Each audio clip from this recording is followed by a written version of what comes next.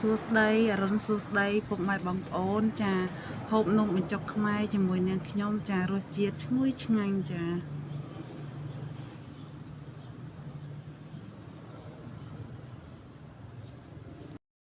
សួស្តីអរុនសួស្តីពុកម៉ែបងប្អូនចាហូបនំបញ្ចុកខ្មែរជាមួយនាងខ្ញុំចារសជាតិឈ្ងុយឆ្ងាញ់ពិសាចាសួស្តីជម្រាបសួរពុកម៉ែបងប្អូនចាហូបនំបញ្ចុកខ្មែរជាមួយនាងខ្ញុំចាព្រឹកនេះបងប្អូនបានអីហូបដែរពុកម៉ែបងប្អូនចាព្រឹកនេះបានសម្លខ្មែរជាមួយនឹងនំបញ្ចុកខ្មែរយើងចារសជាតិឈ្ងុយឆ្ងាញ់ចាស្នាដៃអ្នកខេត្តសៀមរាបចាតម្លៃសមរម្យ